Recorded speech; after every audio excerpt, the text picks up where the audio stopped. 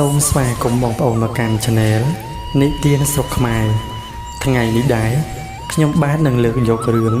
ត្បូងនាគ7ពណ៌មកចែកជូនបងប្អូនក្នុងការសន្តាប់ដូចតទៅមានដំណាលថាតាំងពីយូរលង់ណាស់មកហើយមានស្ដេចនាគមួយអង្គជាស្ដេចនាគបៃតងមានមហិទ្ធិឫទ្ធិអស្ចារ្យគ្រប់គ្រងថែរក្សាការពារដែនសមុទ្រនៅក្នុងឋានប្រជុំនាគដ៏ធំល្វឹងល្វើយស្ដេចនាគបៃតងនេះមានឫទ្ធិអំណាចខ្លាំងពូកែអស់នាគទាំងពួងដោយទ្រង់មានបុត្រីមួយអង្គឈ្មោះនាងនាគរតនានាងនាគរតនានេះជាបុត្រីដែលមានរូបឆោមលោមពណ៌ល្អស្អាតដាច់គេនៅក្នុងឋានប្រជុំនាគអ្នកណានៅក្នុងនគរនាគនោះក៏សពព្រះតីនឹងរូបរាងល្អឆើតរបស់នាងនាគធីតានោះដែរដោយសារតែនាងកើតមក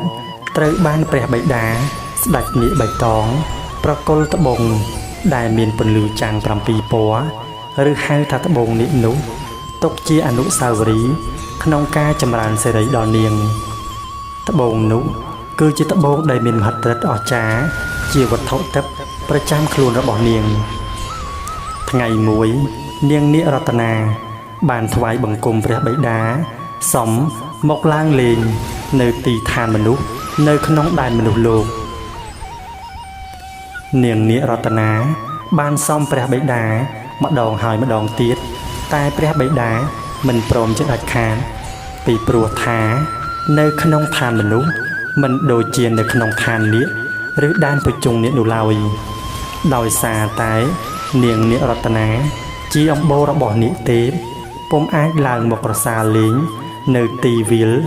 ឬទីណាឲ្យមនុស្សបានឃើញឡើយអាចនឹងមានបញ្ហាគ្រោះថ្នាក់អ្វីមួយដែលព្រះបិតារបស់នាងបានហាមឃាត់ដោយចិត្តនឹកភ្នោកខ្លាំងពេកមកចង់លេងនៅឋានមនុស្សលោកនេះនាងនាគរតនាបានទទូចសុំព្រះបិតាពេលនោះស្ដេចនាគបៃតងក៏បានយល់ព្រមដោយការទទូចសុំខ្លាំងពេកក៏ប៉ុន្តែស្ដេចនាគបៃតងក៏បានផ្ដែផ្ដាំទៅនាងនាគរតនាយ៉ាងច្បាស់ច្បងថាបុត្រីបើបុត្រចង់ទៅលេងក្រសាលនៅទីឋានមនុស្សបុត្រអាចមានត្រឹមតែរយៈពេល7ថ្ងៃប៉ុណ្ណោះបុត្រត្រូវយាងហែហោមមកក្នុងទឹកដីនៃឋានប្រជុំនាគវិញបើមិនដូច្នោះទេបុត្រនឹងក្លាយជារូបរាងនាគរាជដើមវិញណាបុត្រដោយឮដូច្នេះនាងនាគរតនាក៏យល់ព្រមនឹងព្រះបិតាហើយនឹងសន្យាថានឹងវិលត្រឡប់មកវិញក្នុងកំឡុង7ថ្ងៃស្ដេចនាគបៃតងក៏បញ្ជាឲ្យទេពមច្ឆាប្រយុទ្ធប្រចាំទិសទក្សិណមកហែហោមតាមការពារនាងនាគរតនាឡើងមកលើទឹកដីនៃឋានមនុស្សលោកដោយមានពលរីហែហោមជាច្រើនចាំការពារនៅពេលដែលមកដល់ដែនដីមនុស្សលោកនាងនាគរតនានិងពលរីចំនួនជាច្រើននាក់ក៏បាននៅចាំនៅមាត់នៃសមុទ្រនោះហើយនាងនាគរតនា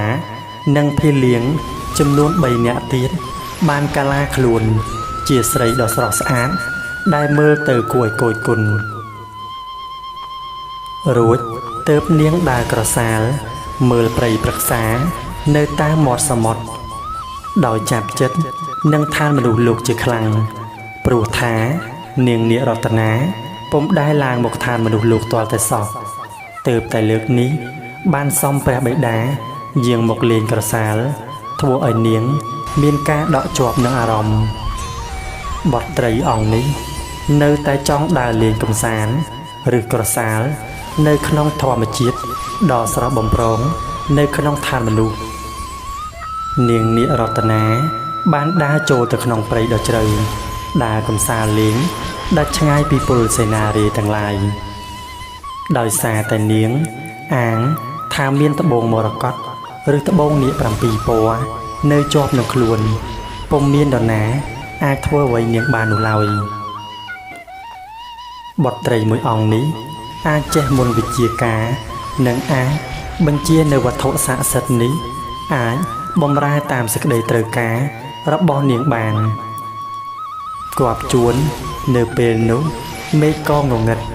ធ្វើឲ្យនាងរកផ្លូវទៅណាពុំឃើញចង់ចេញពីព្រៃក៏ចេញមិនរួចថ្លែងពីបទត្រាព្រះបាទធិរាជនគរសីលាក៏បានហាត់រៀនមុនវិជាការនៅទីទឹកដីម្ដុំនោះដែលចង្ក្រងភាវនាជាមួយនឹងលោកតាព្រះមនីឥសីមួយអង្គដែលមានព្រះនាមថាលោកតាឥសីរៈបទត្រានោះមានឈ្មោះថាឆរៈសត្រាឆរៈសត្រាក៏បានហាត់រៀនមុនវិជាការជាមួយនឹងលោកតាព្រះមនីឥសីអស់រយៈពេលដ៏យូរគប់ជួនពេលនោះនាងនាគរតនាបានដើរវង្វេងផ្លូវដោយបានដឹងរឿងថាពលរេសេនាទាំងឡាយក៏បានតាមរកផងដែរនាងក៏សេពមុនវិជាការដែលព្រះបិតាធ្លាប់បានបង្រៀននាំឲ្យត្បូងមរកតឬត្បូងនាគ7ពណ៌មានពន្លឺចែងចាំងអស្ចារ្យដើម្បីបំភ្លឺផ្លូវនាងចេញពីក្នុងព្រៃនោះដោយឆរៈសត្រាកំពុងតែហាត់មុនវិជាការជាមួយលោកតាព្រះមនីឥសីក៏ឃើញមានពន្លឺចាំងចែងនៅព្រៃម្ដុំនោះឆរៈសត្រាសម្លឹងមើលពីចម្ងាយទៅឃើញមានដុំត្បូងមួយមានពន្លឺចែងចាំងអស្ចារ្យដែលខ្លួនពុំដែលបានឃើញសោះដែលជាត្បូងនាគរបស់នាងនិរតនាពេលនោះខ្លួនក៏សេពមុនវិជាការដែលលោកតាព្រះមនីឥសីបានបង្រៀនក៏ហោះសំកាំងខ្លួនហក់ទៅយកត្បូងនោះគ្រាន់តែហក់ហើរទៅចាប់នឹងត្បូងនោះខ្សែករបស់នាងនិរតនាក៏បានដាច់ហើយនាងក៏បានស្រែកចន្ទប់យ៉ាងខ្លាំងដួលសន្លប់ទៅ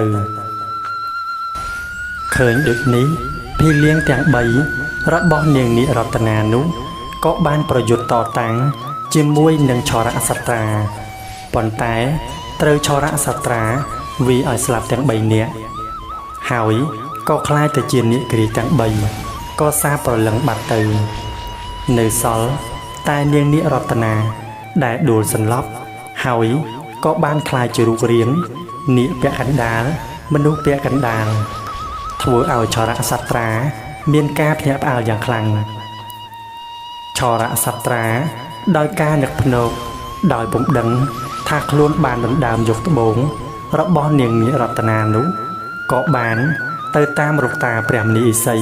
មកឲ្យជួយមើលពេលនោះដែរលោកតាព្រះមនីឥសីក៏បានមកដល់ឃើញនាងនិរតនាក៏បានប្រមើលមើលសពគ្រប់នៅហេតុទាំងពួងដឹងថានាងគឺជាបុត្រីរបស់ស្ដេចនិខៀវនៅក្នុងសមុទ្រហើយក៏បានប្រាប់ទៅឆរៈសត្រាថាចៅបានដណ្ដើមយកត្បូង7ពណ៌របស់នាងហើយដូច្នេះនាងក៏ប្រែក្លាយទៅជានាគរាជវិញហើយលោកតាក៏បានប្រាប់ទៅឆរៈសត្រាបន្តទៀតថាតាមការប្រមាលមើលរបស់លោកតាចៅនិងនាងគឺជាគូនឹងគ្នាពីអតីតជាតិណាចៅព្រោះថានេះជាបុព្វេសន្និវាសដែលចៅបានជួបនឹងនាងហើយនាងនេះកាលពីអតីតក៏ធ្លាប់កើតមកជាមហេសីរបស់ចៅដែរដូច្នេះវេលានេះចូលចៅយកត្បូងមរកត7ពណ៌នេះយកទៅពាក់ឲ្យនាងដើម្បីឲ្យនាងបានក្លាយជារូបរាងដើមនិងបានដឹងប្រកាយឡើងវិញចុះណាចៅពេលនោះឆរៈសត្រាមើលមុខលោកតាហើយក៏ញញឹមដោយទឹកចិត្តសប្បាយរីករាយហើយក៏យកខ្សែកដែលមានត្បូង7ពណ៌នោះទៅពាក់ឲ្យនាងនិរតនាគ្រាន់តែពាក់ភ្លាមអនុភាពត្បូង7ពណ៌នេះបានចែងចាំងអស្ចារ្យធ្វើឲ្យនាងមានរូបរាងដូចជាមនុស្សធម្មតាទ្រង់គ្រឿងយ៉ាងចម្លែកអស្ចារ្យខុសពីស្រីដតីដែលមានរូបឆោមស្អាតបរិសុទ្ធដែលមើលទៅធ្វើឲ្យឆរៈសត្រាមិនអាចទប់អារម្មណ៍បាន ដោយសម្លឹងឃើញឆរសត្រាមានរូបរាងស័ក្តិសមនឹងនាងក៏មានការចាប់ចិត្តប្រតិព័ទ្ធរវាងគ្នាទៅវិញទៅមកហើយក៏នៅស្នាក់អាស្រ័យជាមួយនឹងលោកតាព្រះមនីឥសីនៅទីនោះកន្លងកាល6ថ្ងៃបានផុតទៅនាងនាគរតនាបានកើតទុក្ខសោកភ័យព្រួយខ្លាចព្រះបិតាដឹងរឿងថានាងមកក្នុងទីទឹកដីមនុស្សលោកនេះបានមានស្នេហាជាមួយនឹងមនុស្សនាងក៏បានទូលទៅលោកតាព្រះមនីឥសីនិងឆរសត្រាតាមដំណើររឿងថានាងបានសន្យាជាមួយនឹងស្ដេចនាគបៃតងត្រឹមតែរយៈពេល7ថ្ងៃប៉ុណ្ណោះត្រូវតែត្រឡប់ទៅឋានប្រជុំនេះវិញក្រោយមកលោកតាបានស្ដាប់តាមការទូលរបស់នាងនាគរតនារួចក៏បានពោលថាចៅអាចត្រឡប់ទៅវិញបានមិនអីទេចៅធ្វើដំណើរជាមួយនឹងឆរសត្រាទៅចោះព្រោះថាចៅឆរសត្រានេះអាចនឹងសេពមន្តវិជ្ជាការពង្រួញខ្លួនចូលទៅក្នុងត្បូងរបស់ចៅទៅឋានប្រជុំនេះបានណាចៅនាងនាគរតនាក៏បានសួរទៅឆរសត្រាដែលជាស្វាមីឆរសត្រាបានឆ្លើយថាមិនអីទេម្ចាស់អូនម្ចាស់បងនឹងទៅជូនអូនទៅឋានប្រជុំនេះវិញទៅជួបបិតារបស់ម្ចាស់អូនម្ចាស់បងមិនខ្លាចទេពេលនោះនាងនាគរតនាមានទឹកមុខញញឹមស្រស់ស្រាយនិងភាពកក់ក្ដៅដោយស្វាមីបានជូននាងត្រឡប់ទៅវិញក្នុងគ្រាយប់នោះលោកតាព្រះមនីឥសីក៏បានចង្ក្រងភាវនាឃើញនៅហេតុទាំងឡាយដែលឆរសត្រានិងនាងនាគរតនាត្រូវជួបដោយមានបិសាចកំណាចសមុទ្រចេញមករារាំងចាប់នាងនាគរតនាទៅធ្វើបាបយល់ហេតុទាំងឡាយហើយលោកតាព្រះមនីឥសីក៏បានមកប្រាប់ដល់នាងនាគរតនានិងឆរសត្រាទាំងយប់កណ្ដាលអាត្រៀតហើយឲ្យអ្នកទាំងពីររៀបចំចេញដំណើរដោយយល់ថាចៅទាំងពីរពុំអាចគេចផុតពីគ្រោះនេះបានទេលោកតាព្រះមនីឥសីក៏បានផ្ដាយផ្ដាំចៅថាលោកតាព្រះមនីឥសីក៏បានឲ្យរបស់មួយទៅឆរសត្រារបស់នោះគឺជាព្រះខ័នខ្លីមួយដើមឆរសត្រាក៏បានទទួលទុកហើយក៏ថ្វាយបង្គំលាលោកតាព្រះមនីឥសីចេញដំណើរទៅទាំងយប់លុះធ្វើដំណើរទៅដល់មាត់សមុទ្រស្រាប់តែរំពេចនោះមានខ្យល់បក់យ៉ាងខ្លាំងដោយមានព្រីស្រីម្នាក់ក៏បានចេញមកដើម្បីរារាំងឆរសត្រានិងនាងនាគរតនាមិនឲ្យត្រឡប់ទៅឋានប្រជុំនេះដោយនាងនោះសំអាងថានាងនាគរតនាជំពាក់កម្មត្រូវតែសងកម្មព្រោះហេតុដែលនាងពោលដូច្នោះកាលពីអតីតជាតិមុននាងជាព្រាយនេះគឺជាឆ្មាដែលនាងនាគរតនាចិញ្ចឹមហើយក៏បានភ្លេចនឹងដាក់បាយដាក់ទឹកឲ្យនាងហូបនោះលុះពេលនាងស្លាប់ក៏មានគំនុំគុំគួនជាមួយនឹងនាគរតនាហើយក៏បានកើតចិត្តតាមប៉ុនប៉ងធ្វើបាបនាងនាគរតនានេះគ្រប់ជាតិហើយក៏ទៅកើតជាព្រាយនៅឯសមុទ្រនោះក្នុងថ្ងៃនោះជាថ្ងៃដែលនាងនាគរតនានិងឆរសត្រាយាងទៅនាងក៏បានប្រើមន្តគាថាដើម្បីនឹងកំចាត់នាងនាគរតនានោះហើយក៏ចាប់យកនាងទៅបាត់ឯឆរសត្រាបានគប់ព្រះខ័នទៅជាប់នឹងដានក្រណាត់ដែលជាសម្លៀកបំពាក់របស់នាងនាគរតនាមួយបំណែកជាស្បៃនោះហើយក៏យកវិចទុកជាប់នឹងខ្លួនជានិច្ចហើយក៏សែបមុនគាថាចុះទៅដល់បាតសមុទ្រលុះទៅដល់បាតសមុទ្រឆរសត្រា បានយកត្បូង7,000នោះដែលនាងនាគរតនាជាមហេសីបានប្រគល់ឲ្យខ្លួនមុននឹងចាកចេញពីអាស្រមលោកតាព្រះមនីសីឲ្យកាន់ត្បូងនេះឲ្យជាប់នោះខ្លួននឹងអាចដកដង្ហើមទៅកាន់ឋានប្រជុំនេះបានពេលធ្វើដំណើរទៅដល់នគរនេះស្រាប់តែមានពលរាយជាច្រើនខាំងឃាមិនឲ្យចរៈសត្រាចូលទៅក្នុងដែនសីមាវិមានរបស់ស្ដេចនាគហើយសេនាពលក៏បានទទួលស្ដេចនាគថាមានបរិសម្នាក់កាន់ត្បូងរបស់ព្រះនាងត្បូងនោះមានពណ៌7ចាំងភ្លឺផ្លេកឬដូចនេះស្ដេចនៃឋានប្រជុំនេះក៏បានយាងចេញមកហើយក៏ឃើញត្បូងរបស់បុត្រីដែលខ្លួនបានប្រគល់ឲ្យនោះហើយក៏សួរនាំតាមដំណើររឿងទៅកាន់ចរៈសត្រាចរៈសត្រាបានរៀបរាប់ដំណើររឿងទាំងឡាយទៅកាន់ព្រះបិតារបស់ខ្លួនចរៈសត្រាក៏បានរៀបរាប់រឿងរ៉ាវប្រាប់ទៅកាន់ស្ដេចនាគបៃតងស្ដេចនាគបានដឹងរឿងនេះមានការខ្ញាល់ជាខ្លាំងហើយក៏បញ្ជាពលរេឲ្យឡើងទៅតាមជាមួយនឹងចរៈសត្រាទៅតាមរកបុត្រីរបស់ខ្លួនលុះឡើងមកដល់លើគោកវិញចរៈសត្រាបានប្រើត្បូងមរកតឬត្បូងនេះ7 ពណ៌បានឃើញថានាងព្រាយនោះបានចាប់នាងនាគរតនាទៅក្នុងរូងភ្នំនៅជិតនោះដែរមិនឆ្ងាយពីមាត់សមុទ្រប៉ុន្មានហើយក៏សែតមុនវិជាការជ្រែកដីទៅរកនាងនាគរតនាក្រោយមកក៏ចូលទៅដល់រូងភ្នំនោះហើយបានស្រាយចំណងដែលនាងព្រាយនោះចងនាងនាគរតនាក្រោយពីស្រាយចំណងរួចនាងនាគរតនានិងចរៈសត្រាបានរត់គេចពីរូងភ្នំនោះចេញមកដល់ខាងក្រៅត្រូវនាងព្រាយនោះដឹងក៏ចេញមកខាងឃាក៏ប៉ុន្តែដោយសារតែគុណបុណ្យបារមីរបស់វត្ថុស័ក្តិសិទ្ធិត្បូង7 ពណ៌ជាត្បូងមហានាគ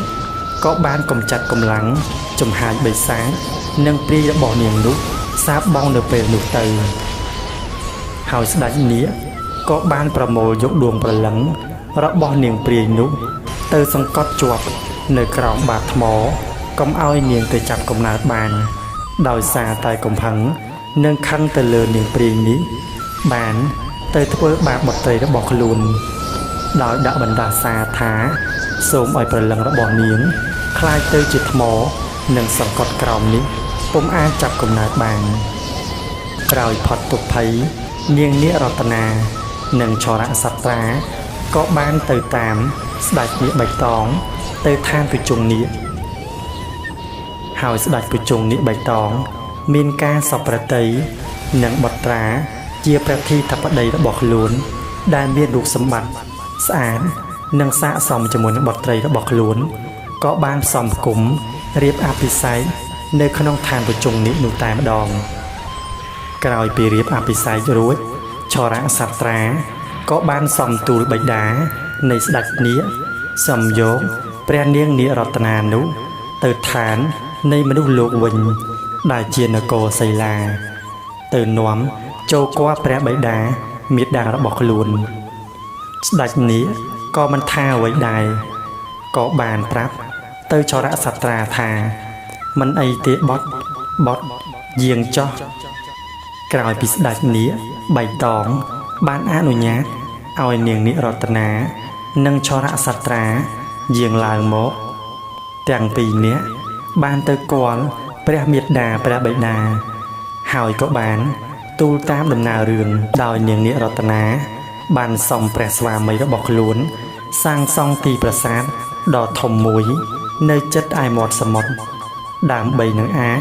ទៅជួបជុំព្រះបិតានៅឋានប្រជុំនាគបាននិងចិត្តគៀកនឹងព្រះបិតារបស់ខ្លួនដោយខ្លួនជាអម្បូររបស់នាគពុំអាចនៅឋានមនុស្សបានយូរឡើយដូច្នេះចរៈសត្រាជាព្រះស្វាមីក៏បានអនុញ្ញាតសាងសង់ប្រាសាទដ៏ធំស្កឹមស្កៃ ឲ្យនាងនិរតនារស់នៅសោយសុខជាយូរអង្វែងរួមរស់ជាមួយគ្នាអស់កាលដ៏យូរចាប់ពីពេលនោះតមកបានការនិទានរឿងត្បូងនាគ7ពណ៌ក៏បានមកដល់ទីបញ្ចប់ខ្ញុំបាទសូមអរគុណសូមគោរពលា